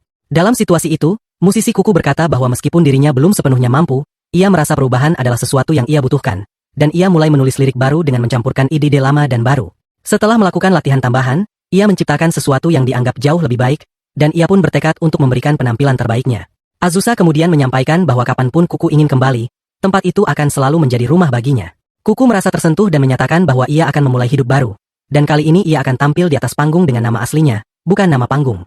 Saat itulah Beelzebub tiba-tiba muncul dan berkata bahwa hari ini adalah hari liburnya, dan ia datang untuk menghabiskan waktu bersama Valva dan Shalsa. Melihat Beelzebub, Kuku merasa ini adalah momen yang tepat untuk menunjukkan kemampuannya, dan ia pun menyanyikan lagu barunya. Beelzebub sangat menyukainya dan bahkan ingin mengundangnya tampil di konsernya yang akan disaksikan oleh lebih dari 2.000 orang. Namun, mendengar nama besar konser, Kuku langsung gugup dan panik. Membayangkan penonton sebanyak itu membuatnya gemetar. Meski Beelzebub menenangkannya dan mengatakan bahwa itu adalah hal biasa. Hari konser pun akhirnya tiba, dan semua orang mulai bersiap untuk penampilan besar tersebut. Di tengah keramaian, Kuku terlihat sebagai orang yang paling terpukul di antara yang lain. Azusa pun segera mendekatinya, berusaha menyemangatinya dengan mengatakan bahwa ia tak perlu terlalu khawatir, karena bakat yang dimilikinya pasti mampu bersinar di hadapan semua orang. Lagi pula, bukankah ia telah melakukan perubahan besar sejak awal? Sementara itu, Vera memberi komentar tajam, menyeratkan bahwa meskipun bakat Kuku belum luar biasa, namun keberaniannya untuk menyanyikan lagu baru layak diapresiasi.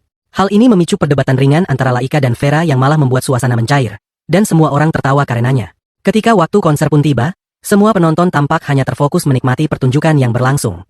Azusa menyampaikan rasa terima kasihnya kepada Beelzebub atas upayanya mengatur konser ini. Namun Beelzebub dengan tenang menjawab bahwa ia hanya memberikan kesempatan, dan sisanya tergantung pada bagaimana Kuku memanfaatkannya. Setelah konser berakhir, kabar baik datang bahwa Kuku telah mendapatkan lebih banyak kontak untuk tampil di berbagai konser lainnya. Kegembiraan pun jelas tergambar di wajahnya. Di sisi lain, Pia memperkenalkan lagu barunya yang bertema Rock and Ride, dan ia dengan yakin mengatakan bahwa lagu ini cocok digunakan untuk penampilan berikutnya. Sementara itu, Haruka datang dengan membawa banyak jamur, dengan semangat mengusulkan untuk mengadakan pesta. Namun Azusa terlihat agak gelisah, mengingat kejadian sebelumnya saat Haruka membawa jamur beracun yang efeknya masih menyisakan trauma. Ia pun bertanya dengan ragu, apakah jamur kali ini aman? Haruka meyakinkannya bahwa kali ini ia benar-benar memilih jamur dengan hati-hati. Saat mereka mulai menikmati makanan, Azusa sempat merasa lega karena jamur yang dimakannya tak menunjukkan efek beracun. Namun tiba-tiba Haruka menyebut bahwa beberapa jamur yang ia tanam di kamarnya punya efek mengecilkan tubuh. Ucapan itu membuat Azusa naik pitam, tapi sebelum bisa marah lebih jauh, tubuhnya mulai terasa aneh dan tak lama kemudian ia pun jatuh pingsan. Saat tersadar, ia mendapati dirinya telah berubah menjadi kecil seperti anak-anak. Meskipun tampak menggemaskan di mata semua orang, hal ini tentu menimbulkan kepanikan. Beberapa orang mencoba memberinya anggur dengan santai, Namun pikiran semua orang kini tertuju pada satu hal, bagaimana caranya mengembalikan tubuh Azusa ke bentuk semula. Haruka berusaha menenangkan mereka, menjelaskan bahwa jamur itu sebenarnya tidak berbahaya, hanya menyebabkan perubahan ukuran tubuh sementara. Ia pun yakin akan menemukan cara untuk memulihkan Azusa ke wujud aslinya. Mereka berniat mencari cara agar kondisi Azusa bisa kembali seperti semula. Dalam situasi itu, Azusa memberikan dirinya kesempatan kedua dan menyatakan bahwa semuanya harus segera diperbaiki. Namun, Via justru mengangkat Azusa ke dalam pelukannya, memperlakukannya seperti anak kecil yang menggemaskan. Meskipun tubuhnya berubah menjadi lebih kecil, Azusa menegaskan bahwa kekuatannya tetap tak berkurang sedikit pun. Sementara itu, Laika mulai merasa cemburu melihat kedekatan mereka. Kemudian, Falfa dan Salsa duduk menemani Azusa, bahkan mulai membacakan cerita untuknya, meskipun kisah yang disampaikan terasa cukup membosankan. Menjelang makan malam, semua berkumpul untuk bersantap. Laika berniat memasak makanan yang cocok dengan wujud Azusa yang menyerupai anak kecil. Saat mereka bersiap, Laika mulai mengelus kepala Azusa dengan lembut. Via yang melihatnya tak ingin kalah, mendekat dan mencoba melakukan hal yang sama, bahkan semakin mendekat untuk menunjukkan kasih sayangnya. Kecemburuan Laika pun memuncak, dan ia ikut serta mengelus Azusa. Keduanya pun seperti bersaing untuk menjadi yang terbaik dalam menunjukkan kasih sayang, hingga suasana berubah menjadi perdebatan kecil yang harus ditoleransi oleh Azusa. Untuk mengalihkan pikirannya, Azusa pergi mengambil sebuah buku agar bisa sedikit terdistraksi. Desuri muncul, membantunya dan dengan lembut mengusap kepalanya. Tak lama kemudian, Haruka datang menghampiri dan menunjukkan ekspresi ceria. Ia bertanya apakah sudah ditemukan penawar atas kondisi Azusa. Namun, ia harus menyampaikan dengan berat hati bahwa belum ada obat yang bisa menyembuhkannya. Meski begitu, ada satu harapan, mereka bisa meminta bantuan para iblis. Tanpa menunggu lebih lama, Azusa memulai proses pemanggilan, dan sosok Beelzebub pun muncul. Namun, Beelzebub bahkan tidak mengenali siapa anak kecil yang berdiri di hadapannya. Setelah seluruh kejadian dijelaskan, barulah ia menyadari bahwa gadis kecil itu adalah Azusa sendiri. Ia dibuat terkejut sekaligus kagum akan betapa menggemaskannya Azusa dalam wujud kecilnya. Ia bahkan berkomentar, andai Azusa selalu terlihat seperti ini, mungkin ia akan menjadi gadis paling menggemaskan di dunia. Beelzebub kemudian bersedia membantu mengembalikan kondisi Azusa seperti semula, tapi menekankan bahwa Azusa harus ikut bersamanya. Falfa dan Salsa pun turut serta dalam perjalanan. Bersama-sama, mereka meninggalkan tempat itu menuju istana iblis. Dalam perjalanan malam itu, mereka semua terlelap, dan keesokan harinya mereka pun tiba di tujuan. Mereka kini berada di dalam istana, di mana semua orang sedang berusaha agar identitas Pakora tidak terbongkar. Namun, seperti yang dikhawatirkan, hal itu benar-benar terjadi. Pakora langsung mengenali bahwa gadis kecil itu adalah Azusa. Ia merasa Azusa sangat menggemaskan sehingga tanpa ragu memeluknya dan mengaguminya karena tampilannya yang imut. Meski begitu, Pakora tahu bahwa Azusa ingin kembali ke wujud aslinya. Maka, ia menyampaikan bahwa ada satu cara penyembuhan yang mungkin bisa berhasil. Ia memberitahu tentang sebuah menara tua yang terdiri dari 108 lantai, dan di puncaknya tinggal para alkemis yang ahli dalam menyembuhkan berbagai jenis racun. Namun, jalan menuju ke sana dipenuhi dengan bahaya. Jalurnya melewati hutan yang dipenuhi binatang buas dan monster ganas. Pakora mengaku tak bisa menemani karena tengah sibuk dengan urusan lain, sehingga Azusa harus menempuh perjalanan itu sendiri. Azusa berterima kasih atas bantuan Pakora sejauh ini. Sementara itu, Falfa juga memutuskan ikut karena tak bisa meninggalkan Salsa sendirian. Maka, mereka semua berangkat bersama menuju pohon besar legendaris yang menjadi pintu gerbang ke menara tersebut. Ketika tiba di sana, diketahui bahwa hanya Vania dan Azusa yang akan masuk ke dalam. Saat mulai menjelajahi bagian dalam, dua dari mereka bercanda bahwa suasana itu mengingatkan mereka pada masa-masa sekolah dulu. Mereka melanjutkan perjalanan ke atas dengan menggunakan lift, karena tempat itu ternyata tidak seperti Dungeon biasa.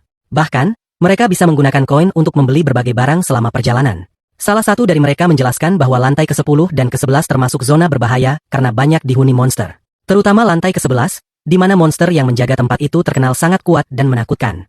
Namun, sebelum melanjutkan perjalanan, mereka sempat berbelanja sedikit. Setelah itu, perjalanan pun dilanjutkan. Di lantai ke-10 semuanya berjalan lancar, tapi di lantai ke-11 mereka dihadang oleh sekumpulan bola misterius. Anehnya, bola-bola itu justru bersikap ramah. Ternyata mereka sebelumnya adalah makhluk kuat yang telah bertarung melawan banyak iblis hebat, tetapi tidak pernah menang. Karena kegagalan terus-menerus, mereka akhirnya memilih untuk hidup damai dan bersikap bersahabat. Perjalanan pun kembali berlanjut dengan menaiki lift, hingga mereka tiba di sebuah area pemandian air panas. Di sana, mereka memanfaatkan waktu untuk bersantai sejenak. Sementara itu, Azusa yang kini masih dalam wujud kecil terlihat mulai kelelahan. Ia merasa cukup lelah, itulah sebabnya suasana hatinya sedang tidak begitu baik. Kemudian, pikirannya mulai melayang pada petualangan yang telah dilalui, bagaimana dirinya telah bertemu dengan banyak orang dan monster sepanjang perjalanan itu. Perjalanan yang mereka tempuh terasa bersahabat, dan mereka pun terus melanjutkan penjelajahan mereka di Australia yang asing namun menarik. Sepanjang jalan, mereka menemukan berbagai hal, mulai dari bunga-bunga aneh hingga monster-monster yang belum pernah mereka lihat sebelumnya.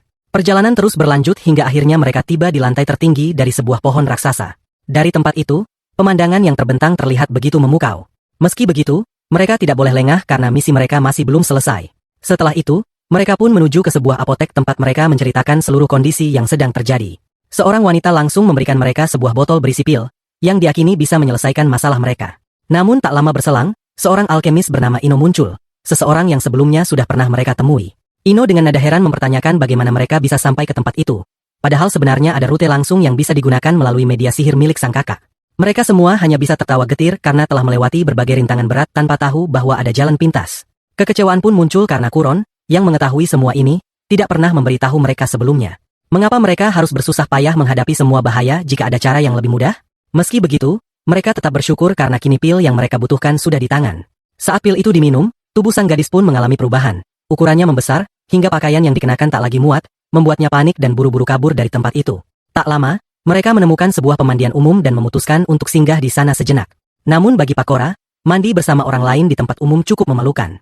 Sementara itu, Azusa, dengan nada seperti seorang kakak yang bijak, menegurnya dengan lembut karena telah memberinya arah perjalanan yang jauh berputar. Sebagai hukuman, ia hanya menepuk lembut kepala Pakora, menunjukkan kasih sayang khas seorang kakak.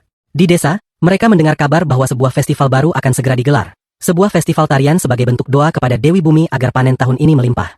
Ketika ditanya apakah Azusa ingin ikut serta, awalnya ia merasa kegiatan seperti itu bukanlah gaya dirinya. Namun karena mengingat betapa hangat dan mendukungnya keluarga barunya, ia pun memutuskan untuk berpartisipasi. Semua orang merasa sangat bahagia karena sesuatu yang menyenangkan tengah berlangsung. Namun, mereka menyadari bahwa perlu ada rencana yang dibuat untuk kedepannya. Maka, mereka pun berkumpul santai di sebuah ruangan kecil sambil menyantap makanan. Saat duduk bersama, muncul ide baru. Bagaimana jika mereka membuka sebuah kafe? Gagasan itu terasa menyenangkan, sehingga mereka langsung memesan berbagai jenis seragam. Begitu sampai di rumah, pesanan seragam itu telah tiba. Semua orang terlihat memukau dalam balutan baju pelayan, kecuali Haruka yang mendapati bajunya terlalu kecil karena ukuran dadanya yang cukup besar. Sementara itu, Rosalie, yang merupakan hantu, menyatakan bahwa ia beruntung karena tidak perlu mengenakan seragam. Tapi Azusa tidak tinggal diam. Dengan sihir, ia langsung menciptakan pakaian baru yang pas untuk Rosalie. Setelah semuanya siap, mereka pun mulai menjalankan operasional kafe mereka dengan penuh semangat. Mereka mencetak banyak selebaran promosi dan menyebarkannya kepada warga sekitar, mengumumkan bahwa kafe mereka telah dibuka. Sesampainya di rumah, Azusa mengingatkan semua orang untuk tidak terlalu memikirkan hasilnya. Ia mengatakan bahwa meski tak banyak pengunjung, mereka pasti tetap akan bersenang-senang. Namun keesokan harinya, saat ia bangun dari tidur, ternyata antrean panjang telah terbentuk di depan kafe. Bahkan ada orang-orang yang datang dari desa lain hanya untuk mencicipi makanan di sana. Melihat animo yang begitu tinggi, mereka pun memutuskan membuka kafe 1 jam lebih awal dari biasanya karena para pelanggan sudah menunggu sejak lama. Semua pengunjung terlihat sangat gembira dan menyukai suasana kafe tersebut, terutama para pelayan yang dianggap sangat cantik dan menarik. Sementara itu, dia berhasil menarik perhatian banyak tamu karena gaya pelayanan dan preferensinya yang unik. Namun, karena terlalu banyak membawa piring, keseimbangannya terganggu dan hampir saja terjatuh. Untungnya, Rosalie menggunakan sihirnya untuk menghentikan semua piring agar tidak berantakan. Orang-orang pun semakin terkesan dengan performa mereka yang luar biasa. Karena kelelahan, akhirnya Sal dipersilakan duduk di kursi untuk beristirahat. Sementara pekerjaan pencatatan diserahkan padanya agar tetap bisa berkontribusi tanpa memaksakan diri. Tak lama kemudian, terdengar suara Beelzebub yang masuk dengan penuh semangat, mempertanyakan apakah mereka benar-benar membuka sebuah kafe. Ia terlihat kesal karena tidak diberitahu tentang hal ini sebelumnya. Ia mengaku telah mendengar kabar mengenai kafe tersebut, dan merasa kecewa karena tidak diundang sejak awal. Azusa mulai memahami situasinya saat seorang wanita berkata seolah ingin membantunya. Namun wanita itu, yang ternyata seorang demon, mengatakan bahwa bantuan tidak bisa diminta dengan santai darinya dan langsung pergi meninggalkannya. Beberapa waktu kemudian, Lord kembali, namun kali ini mengenakan kostum pelayan. Penampilannya menarik perhatian, terutama karena bentuk tubuhnya yang menonjol dan kecantikannya yang mencolok. Tak lama, Pakora pun muncul dengan kostum pelayan yang serupa. Melihat hal itu, Azusa merasa terkejut, karena menurutnya pekerjaan seperti itu tidak cocok untuk seseorang dengan gelar Demon King. Namun Pakora tampak santai dan menjelaskan bahwa jika Beelzebub bisa menikmati peran ini, maka tak ada salahnya ia pun turut bersenang-senang. Ia bahkan tidak datang sendirian. Fania juga ikut hadir untuk membantu secara penuh. Di sisi lain, Fighter juga muncul dan mengatakan kepadanya bahwa kegiatan ini termasuk bagian dari latihan mereka. Hal itu membuat suasana semakin meriah dan menyenangkan. Tak lama kemudian, Inu keluar dengan semangat, memperkenalkan produk barunya sambil melakukan promosi. Kuku juga hadir dan menghibur para pengunjung dengan konsernya, menyemarakan suasana. Para tamu menikmati hiburan tersebut, dan semuanya larut dalam kebahagiaan yang sederhana. Sementara itu, Azusa hanya bisa menikmati waktu yang berjalan tanpa bisa berbuat banyak. Ia membiarkan dirinya larut dalam suasana hari yang menyenangkan. Namun ketika Inu mendekatinya dan mulai membahas urusan bisnis, Azusa menyarankan agar pembicaraan serius seperti itu ditunda, karena saat itu adalah waktu untuk bersantai, bukan untuk urusan pekerjaan. Seiring berlalunya waktu, para pengunjung pun mulai meninggalkan tempat tersebut, dan restoran akhirnya ditutup untuk hari itu. Mereka semua kemudian harus membersihkan seluruh area restoran. tapi hal itu tidak dianggap sebagai masalah besar. Dalam hati, Azusa merenung bahwa sejak insiden hujan yang ia alami dulu, hari ini adalah salah satu momen yang benar-benar terasa berbeda. Banyak hal telah berubah sejak saat itu. Tepat di tengah-tengah lamunannya, Haruka muncul dan mengumumkan bahwa festival besar akan dimulai keesokan harinya. Kabar tersebut membuat semua orang sangat bersemangat. Di tengah keriuhan itu, dia menyampaikan bahwa ia akan menampilkan tarian demon dalam festival tersebut. Mendengar itu, Azusa pun mulai bertanya-tanya dalam hati, apalagi yang akan terjadi selanjutnya. Beelzebub mengungkapkan rasa terima kasihnya kepada semua orang karena tidak ada hal baru yang perlu dikhawatirkan. Dan sebagai bentuk apresiasi, Celsha dan Valva pun mendekatinya untuk mengucapkan terima kasih atas bantuan yang telah diberikan. Menanggapi hal itu, Beelzebub dengan tulus mengatakan bahwa kapanpun mereka butuh bantuan, mereka hanya perlu memberitahunya. Tak lama kemudian, orang itu muncul dan menyindir bahwa di hadapan dua gadis manis dan menawan seperti itu, Beelzebub pasti akan langsung menurut pada apapun yang mereka katakan. Sementara itu, Azusa tenggelam dalam pikirannya sendiri.